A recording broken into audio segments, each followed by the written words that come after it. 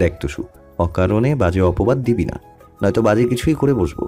তুই এভাবে খালি গায়ে ঘুরে বেড়াবি, আমি তোর দিকে চোখ দিলেই দোষ। তুষি অবাকের সপ্তম পর্যায়ে পৌঁছে যায়। চট করে দুহাত আড়াআড়ি ভাবে নিয়ে বুকের মাঝে রাখে। জামা পরা সত্ত্বেও কিভাবে এত বিশ্রী ইঙ্গিতে বলতে পারলো আমি নাকি খালি গায়ে? তীক্ষ্ণ মেজাজে রুক্ষ গলায় জবাব দেয়, তুমি নির্লজ্জ, অসহ্য, সব সময় আমার দিকে বাজে নজর দাও। ছি, তো বড় শয়তানের শয়তান তুমি। তুষার ঠোঁট টিপে হেসে মুখ থেকে বের হওয়া উত্তপ্ত শ্বাস ফু দিয়ে তুষির সারা মুখে জুড়ে ছড়িয়ে দেয়। অনাকাঙ্ক্ষিতভাবে গরম বাতাস মুখে আসায় সারা শরীর কেঁপে ওঠে তুষির। চট করে চোখ খিচে বন্ধ করে ওভাবেই দাঁড়িয়ে থাকে সে। তুষার আর ফাজলামো করলো না। আলতো হাতে ওড়না নিয়ে সুন্দর করে পরিয়ে দেয় তুষিকে। তুষির গায়ে এক চিলতে পরিমাণও স্পর্শ লাগেনি। চোখ খুলে দেখতে পায় তার দিকে গভীর দুটি নেশাতুর চোখ ঝলসে দিচ্ছে তাকে। এভাবে আর কয়েক মুহূর্ত থাকলেই কিছু একটা অঘটন হয়ে যাবে। তাই তুষি বড় বড় পা ফেলে রুমের বাইরে যাওয়ার জন্য পা বাড়াতেই তুষার হ্যাঁচকা টানে নিজের দুহাতের দখলে নিয়ে আসে। তুষিকে কোনো কথা বলতে না দিয়েই এক হাত কোমর চেপে ধরে আরেক হাত তুষির ঘাড়ের পেছনে চেপে ধরে তুষার। এরপর ধীরে ধীরে তুষির কানের কাছে ঠোঁট নিয়ে আলতো চুমু খায় সে। কণ্ঠে একরাশ নেশা নিয়ে বলে, এভাবে আর কখনো আমার সামনে আসবি না। জ্বলে পুড়ে ছারখার করার জন্য ভেজা চুলে আমার সামনে আসিস। তুষির অবস্থা যায় যায়। কানের পিঠে তুষারের ঠোঁটের স্পর্শ রীতিমতো দম বন্ধকর পরিস্থিতিতে পরিণত হয়েছে। চোখ বুঝে ভাঙা কণ্ঠে উত্তর দেয়, পাগল হয়ে গেছো? যেতে দাও আমাকে, এসে পড়বে কেউ। আগে আদর দে। তুমি আমার কল ধরনি। তুষার ছেড়ে দেয় তুষিকে। সামনে দাঁড়িয়ে এক দৃষ্টিতে তুষির চোখের দিকে তাকিয়ে বলে, বাসে ছিলাম তাই ফোন সাইলেন্ট ছিল, সরি। আজকাল মিস্টিস করছিস বুঝি?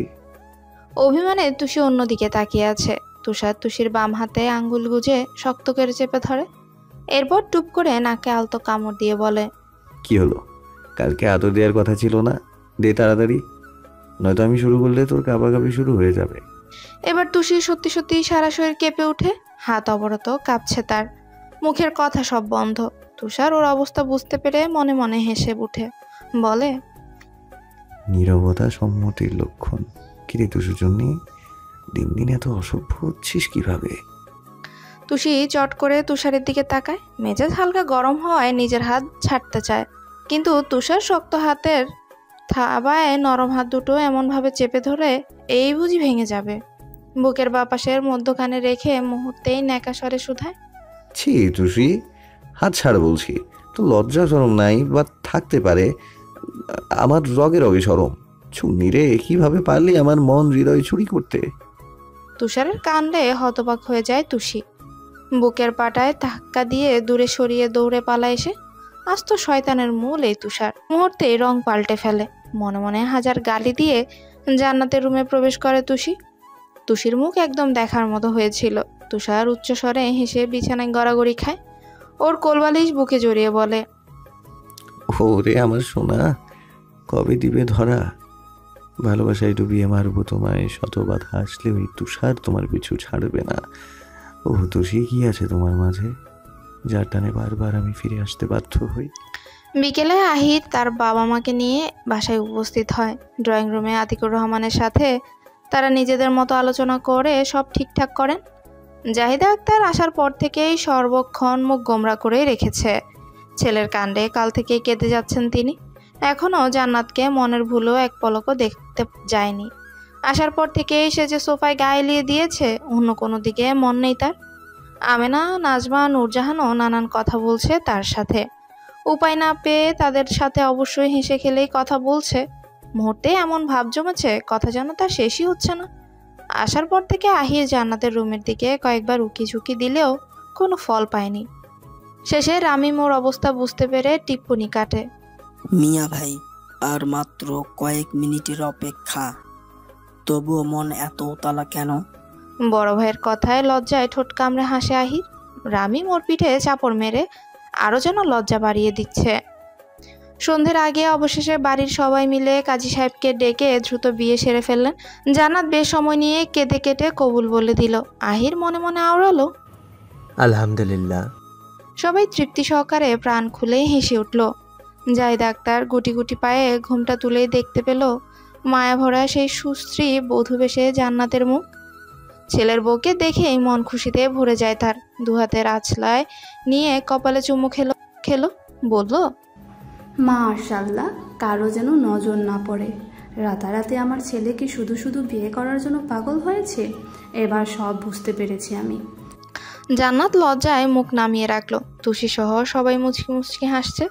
দূর থেকে তুষি এক পলক তুষারের দিকে তাকাতেই চট করে চোখ টিপ দিল তুষার। লজ্জায় গাল দুটো টমেটোর নয় লাল আকার ধারণ করলো। লজ্জা ঢেকে মুখ মুচড়ে জান্নাতের দিকে নজর দিল সে।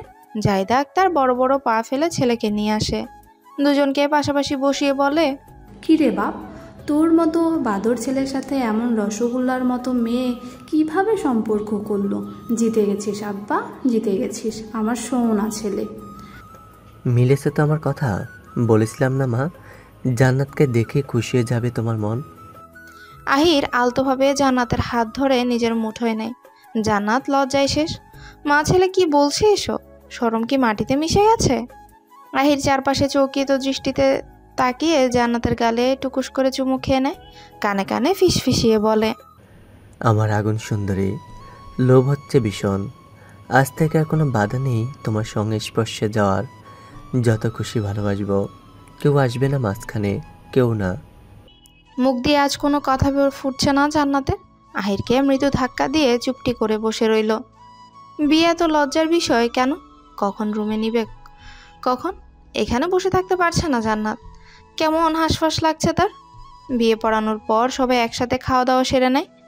একটু পরেই জান্নাতকে বিদায় জানাবে সবাই। অবশ্য আতিকুর রহমান অনেক করে চেয়েছিল জান্নাতকে এ বাসায় রাখতে, কিন্তু কথাটা শোনার পরেই জাহিদা আর আহির সম্পূর্ণ নাকচ করে দেয়। কোনোভাবেই জান্নাতকে এ বাসায় তারা রেখে যাবেন না।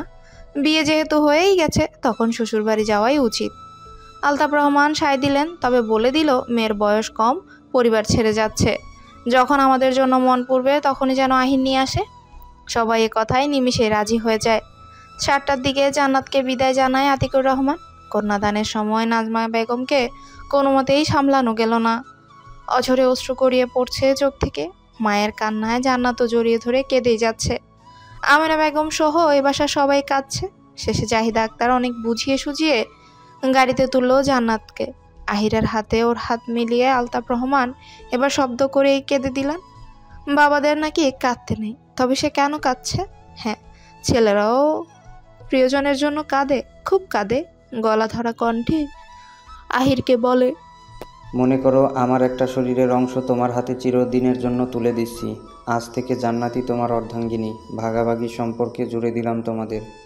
আমার এই সোনার টুকরোটাকে সবসময় ভালো রেখো, আগলে রেখো। আহির হাত মুঠোয় দিয়ে আশ্বাস নিয়ে জবাব দেয়, দোয়া করবেন বাবা, জান্নাতের সব দায়িত্ব যেন ভালোভাবে পূরণ করতে পারি, সুখে রাখতে পারি। আমি থাকতে কোনো কিছুর অভাব হবে না জান্নাতের। বিশ্বাস রাখুন আমার ওপর।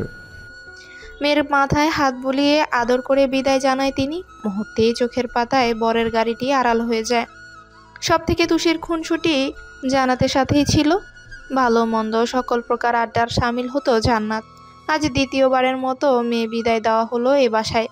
চারপাশ নিশ্চুপ পরিবেশ বিরাজ করছে। নাজমা বেগম সেই যে কান্না জুড়ে দিয়েছে, কোনোভাবেই সে মানতে পারছে না। কালকে যে মেয়ে এ বাসায় ঘুরে বেড়াতো, আজ নিমিষেই শ্বশুরবাড়ি পা দিয়েছে। আমেনা বেগম চোখের পানি মুছে বাসার জিনিসপত্র সব গুছিয়ে রাখছে। সাথে আছে নূরজাহান। তানহা মাথা ব্যথা হওয়ায় রামিম তাকে নিয়ে রুমে শুয়ে আছে। এদিকে চুপচাপ সোফায় বসে কাঁদছে রিমি। বড় বোন এভাবে চলে যাবে কোশমিন কালেও ভাবে নেই সে। এত ঝগড়া, জিনিস নিয়ে কাড়াকাড়ি সব মনে পড়ছে আজ। চশমা খুলে চোখের পানি হাতের উল্টো পিঠে মুছে নেয় সে। কষ্টটা সব আজ মনের মাঝে উকি দিয়ে বলছে, আজ থেকে কেউ জ্বালাতে আসবে না তোমায়, কেউ না। তুষির মনটা আজ বিষাদে ভরা, মুখখানি মলিন হয়ে আছে। ছাদের কোনায় চুপচাপ আকাশের দিকে এক দৃষ্টিতে তাকিয়ে আছে সে। মাঝে মাঝে জান্নাতের কথা মনে করে ডুকরে উঠে। মনটা পুড়ছে ভীষণ ওর জন্য। সেও ওইভাবে একদিন অন্য কারো বাসায় চলে যাবে, তাই না? বাবা মার তখন কি হবে? ছোট থেকে শুনে এসেছে তোমার ভাই নেই। আজ বড্ড অভিযোগ করতে ইচ্ছে করছে, আমার একটা ভাই নেই কেন? কেন? ভাই থাকলে বাবা মা ভালো থাকবে। কোনো একদিন এ বাসা মৃত্যুপুরী হয়ে যাবে। কেমন হবে সেই দিনগুলো? আর ভাবতে পারলো না তুষি। শব্দ করেই দু হাতে মুখ চেপে কেঁদে উঠে সে। তুষার সারা বাড়ি খুঁজেও তুষির নাগাল না পেয়ে বুঝতে পারে ছাদে থাকতে পারে। ফোনে ফ্ল্যাশ জ্বালিয়ে বড় বড় পা ফেলে দ্রুত ছাদে প্রবেশ করে সে। দেখতে পায় ছাদের গ্রিলে বসে আনমনেই কাঁদছে তুষি। ফোঁস করে নিঃশ্বাস ছেড়ে এগিয়ে যায় ওর দিকে। আজ তুষার চারপাশে কিছু না দেখেই তুষির মুখ থেকে দুহাত সরিয়ে শক্ত করে জড়িয়ে ধরল। তুষির এই মুহূর্তে রাগ করার কথা থাকলেও সব রাগ যেন নিমিষেই পালিয়ে গেল। তুষারের পিঠে হাত রেখে সেও জড়িয়ে ধরল। নাক টেনে টেনে কাঁদছে তুষি। আজ কোনো বাধা দিল না তুষার। মেয়েটাকে কাঁদতে দেখলেই মনে জ্বলে যায়, কষ্ট হয়। ইচ্ছে করে সবসময় বুকে চেপে ধরে রাখি। অনেক সময় গড়ানোর পর তুষার ওর বাহু ধরে সামনে দাঁড় করায়।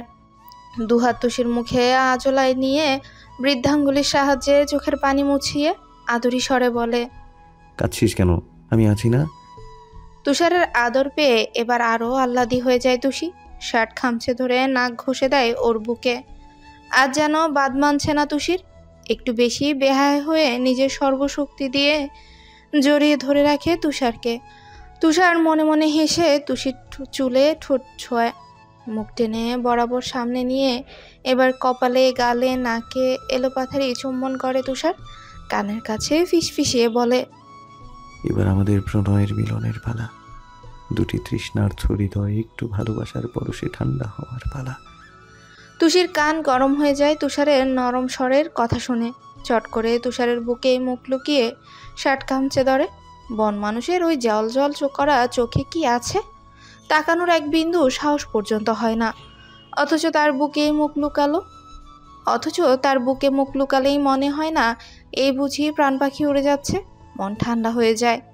তুষার ভালোবাসার শিহরণে তুষির দুহাতের মাঝে বন্দী হয়। ঠোঁট কামড়ে হাসলো। শক্ত করে কোমর চেপে ঘাড়ে মুখ ডুবিয়ে দেয় তুষার। আহিরদের আসতে আসতে প্রায় 9টা বেজে গেল। সারা রাস্তা আহিরের কাঁধে মাথা রেখে ঘুমিয়ে এসেছে জান্নাত।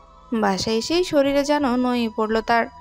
জাহিদা বেগম দেরি করলো না, দ্রুত আহিরের রুমে প্রবেশ করলো ওকে নিয়ে। সবকিছু বুঝিয়ে শিখিয়ে পড়িয়ে দিলেন তিনি। এরপর থুতনি উঁচু করে চুমু খেয়ে বলল, এখন থেকে নিজের মা মনে করে সব শেয়ার করবে আমাকে। সবার থেকে বেস্ট শাশুড়ি বৌমা হব আমরা। জান্নাত স্মিত হেসে মাথা ঝুঁকায়। জাহিদা আক্তার তাকে আদর করে খুশিতে দ্রুত চলে গেল নিজের রুমে। জান্নাত আলতো পায়ে হেঁটে হেঁটে পুরো রুম হাত বুলিয়ে খুঁটিয়ে খুঁটিয়ে দেখতে লাগলো। আনমনেই বলল, আজ থেকে এটা আমার ঘর। কথা শেষ হতেই চমকে যায় জান্নাত। হেসে বিছানার একপাশে বসে অন্য সকল বাসর ঘরে কথা শেষ হতেই চমকে যায় জান্নাত। হেসে বিছানায় বসে। অন্য সকল বাসর ঘরে ফুলে ফুলে ভরে যায় চারপাশ। কিন্তু জান্নাতের বেলায় আহিরের রুমে এক বিন্দু পরিমাণও ফুলের দেখা নেই। গরমে লেহেঙ্গা পরে আর থাকতে পারছে না সে। কেমন গা গুলিয়ে আসছে। চুলকানিও শুরু হয়ে গেছে মুহূর্তেই। দরজার পানে তাকিয়ে ভাবলো আহির আসছে না কেন। মনের মাঝে একটু একটু ভয়, অস্বস্তি বিরাজ করছে জান্নাতের। অনেক সময় পার হওয়ার পর সে ভাবলো চেঞ্জ করে একটা সুতি শাড়ি পরা যাক।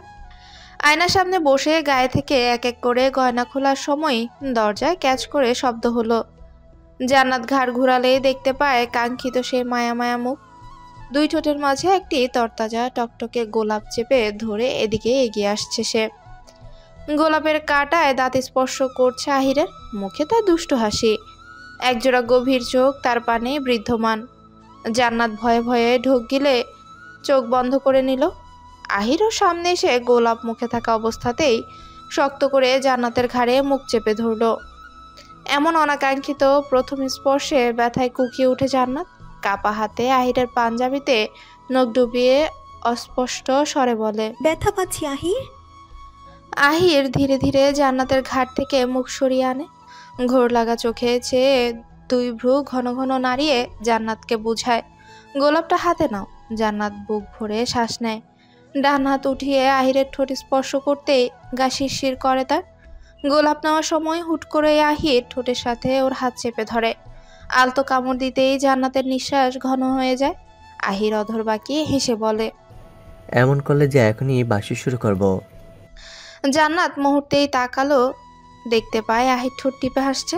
বুকে হালকা কিল দিয়ে দূরে সরে যায় জান্নাত। আহির আলতো পায়ে গা ঘেঁষে যৌবনীটাকে খুলে দেয়। এরপর হাত ধরে একটা একটা করে সব চুড়ি ড্রয়ারে রাখে। গলার গহনা খুলতে গিয়ে থমকে যায় সে। পেছন থেকে ঘাড়ের খুব কাছে গিয়ে এক হাত পিঠে স্পর্শ করে। গভীরভাবে বুক ভরে শ্বাস নেয় আহির। জান্নাতের সামলাতে বেশ পেতে হচ্ছে। আহিরের দিকে তাকিয়ে মিয়ে যাওয়া গলায় বলে, ফ্রেশ হব, চেঞ্জ করতে দাও। আদর্শ আগের পর একবারই ফ্রেশ হয়ে নিও। নেশালো গলায় উত্তর দেয় আহির। সারা ঘাড়ে দুহাতের বিচরণ করে সে। জান্নাতের কানের ঝুমকো খোলার সময় চোখ চলে যায় জান্নাতের এলোমেলো শ্বাসে বুকের অংশ ওঠানামা করছে। এবার পেছন থেকে শক্ত করে জড়িয়ে ধরে কানে হালকা কামড় দেয় আহির। ধীরে ধীরে ঘাড়ের পেছনে পাগলের মতো চুমু খেতে থাকে। খানিক সময় বাদে লেহেঙ্গার ভেতর দিয়েই উদরে স্পর্শ করতেই জান্নাত ঠোঁট কামড়ে ছিটকে দূরে সরে যায়। অবরত হাঁপাচ্ছে সে। সারা শরীর যেন মুহূর্তেই গরম হয়ে গেছে। গলা ভিজিয়ে ভাঙা কণ্ঠে বলে জান্নাত, তোমার স্পর্শে এমন লাগছে কেন? মনে হচ্ছে এই বুঝি মরে যাব। আমি বাথরুমে গেলাম, দম বন্ধ হয়ে যাচ্ছে আমার। আহির কপাল কুঁচকে রেগে যায়। রাগে গজগজ করে বলে, যাও, একটু আদর যে করবো তাও ঢঙ্গের শেষ নেই। সামলাতে পারবে না তবে বিয়ে করলে কেন? আমি বিয়ে করেছি? অবাকের ন্যায় জবাব দেয় জান্নাত। আহির চোখ লাল হয়েছে। ওয়ার্ড্রপ থেকে 3/4 প্যান্ট আর গেঞ্জি হাতে নেয়। গায়ের পাঞ্জাবের বোতাম একটা একটা করে খুলতেই জান্নাত হা করে ঝটপট বলে, এখানে চেঞ্জ করবে নাকি? আহির চারপাশে চোখ বুলিয়ে জবাব দেয়, আমার রুমে আমি চেঞ্জ করবো না তো কে করবে? আগে হয়তো একা ছিলে, কিন্তু এখন যাও, আমি আগে চেঞ্জ করে নেই। যার প্রবলেম হবে সে যেন বাইরে যায়। এই, তুমি আমার সাথে তর্ক করছো? মনে করলে তাই, না করলে নাই। জান্নাত এবার শিওর হয়ে যায়। তখন সরে আসায় আহির রেগে বোম হয়ে আছে। তাই কথা না বাড়িয়ে চুপচাপ ব্যাগ থেকে একটা শাড়ি হাতে নিয়েই বাথরুমে চলে গেল। অনেকটা সময় পর শাওয়ার নিয়ে বের হয়ে আসতে দেখতে পায় আহির ড্রিম লাইট জ্বালিয়ে শুয়ে পড়েছে। জান্নাত বুঝলো অনেক ক্ষেপে আছে আহির। ধীর পায়ে হেঁটে বিছানার অন্য পাশে চুপচাপ সে শুয়ে পড়ে। আহিরের দিক চেয়ে দেখে বাম হাতে চোখের উপর দিয়ে শুয়ে আছে। গায়ে সাদামাটা টি শার্ট, 3/4 প্যান্ট পরনে। ফর্সা পায়ের লোম সব স্পষ্ট দেখা যাচ্ছে। জান্নাতকে যেন তারা টানছে। শুকনো ঢোক গিলে চোখ সরিয়ে আহিরের মুখের দিকে তাকায়। একবার ভাবছে ঘুমিয়ে পড়বে, আবার মনে হচ্ছে আজ ঘুমালে সর্বনাশ হয়ে যাবে। আহির হয়তো আজ রাত নিয়ে অনেক কিছু ভেবে রেখেছে, সব মাটি হলে আরও রেগে যাবে। তখন সকালে ধাক্কা মেরে বাপের বাড়ি পাঠিয়ে দিবে। জান্নাত ডান হাত তুলে আহিরের বাহু ঝাঁকিয়ে বলে, ঘুমিয়েছো? কোনো উত্তর দেয় না আহির। 2 মিনিট পরও জবাব না আসায় জান্নাত আবার বলে, আচ্ছা ঘুমাও, আমিও ঘুমিয়ে যাচ্ছি। আমি কি বাসে আসার জন্য লাফাচ্ছিলাম? এভাবে নিজের বাসে নিয়ে এসে ভাব যেন দ্বিগুণ বেড়ে। মুখের কথা সেখানেই থমকে গেল। আহির এক ঝটকায় জান্নাতকে দুহাতে শক্ত করে জড়িয়ে নিজের সাথে মিশিয়ে নেয়। সব রাগ ঢেলে দেয় জান্নাতের ঠোঁটে। আজ কোনোভাবেই ছাড়বে না সে। জান্নাত ভরকে যায়। চোখ বড় বড় করে দুহাতে আহিরের গলা চেপে ধরে। আহির ইচ্ছে মতো চুমু খাওয়ার সময় জান্নাতের রেসপন্স না পেয়ে হালকা কামড় দিয়ে বসে। জান্নাত ব্যথায় কুকিয়ে উঠে। সেও এবার তাল মিলায় ওর সাথে। সর্বোচ্চ শক্তি দিয়ে আহিরের অধরে কামড়ে ধরে। শাড়ি গলিয়ে উদয়ে এলোপাতারি হাত বিচরণ করে আহির। একটানে বুক থেকে আঁচল সরিয়ে নেয়। এবার ঠোঁট ছেড়ে গলায় মুখ গুজে সে। জান্নাত খোঁচা খোঁচা দাড়ির স্পর্শে সারা শরীর মুহূর্তে গরম হয়ে যায়। মনে হয় নিঃশ্বাস যেন বন্ধ হয়ে আসছে। অজানা অনুভূতিতে সারা শরীর শিরশির করে ওঠে তার। বুকে আঁচল না থাকায় জান্নাতের ঘন ঘন নিঃশ্বাসে আহিরের চোখ সেদিকে গেলেই থমকে যায় সে। খসখসে ডান হাত নিজের অজান্তেই সেখানে চেপে ধরে। জান্নাত এবার দিক হারায়। উত্তেজনায় মুখ থেকে একটি কথাও বের হচ্ছে না তার। আহির হাত সরিয়ে মুখ ডুবিয়ে দেয় তার গলায়। আস্তে ধীরে পেটে চুমু খেয়ে একটানে শাড়ির সব কুচি খুলে মেঝেতে ফেলে দেয়। এই মুহূর্তে আহির বড্ড বেসামাল হয়ে যায়। জান্নাত চোখ বন্ধ করে দুহাতে আহিরের চুল খামচে ধরে। পাগলের মতো ছটফট করতে থাকে। সারা শরীর সাপের ন্যায় মোচড়ামুচড়ি করে জান্নাত। আহির তার সারা শরীরে গভীরভাবে স্পর্শ করে। দুজনেই এক পবিত্র ভালোবাসায় মেতে ওঠে। প্রচণ্ড উত্তাপে বেসামাল হয়ে একে অপরের শরীরের সাথে মিশে যায়। দুটি তৃষ্ণার্ত হৃদয় ও দেহ এক পশলা বৃষ্টির ছোঁয়ায় অচিরেই ঠান্ডা করতে তারা উঠে পড়ে লেগে গেছে। কালকে পরীক্ষা থাকায় রাত 12টায় এক প্রকার মনের বিরুদ্ধে রিমি বই হাতে নেয়। বোনের জন্য মন কাঁদলেও কালকের পরীক্ষা তো দিতে হবে। এভাবে 15-20 মিনিট যখন একটি অক্ষর মনে রাখতে পারে না, রিমি তখন রাগে বই টেবিলের দিকে ছুঁড়ে মারে। হ্যালো বন্ধুরা, পরবর্তী পার্ট খুব তাড়াতাড়ি আসবে, তো সবাই অপেক্ষায় থাকো। আর চ্যানেলটি যারা এখনো সাবস্ক্রাইব করোনি তারা পরবর্তী পার্ট দেখার জন্য চ্যানেলটি সাবস্ক্রাইব করে রেখো। ধন্যবাদ সবাইকে, আমাদের সাথেই থেকো।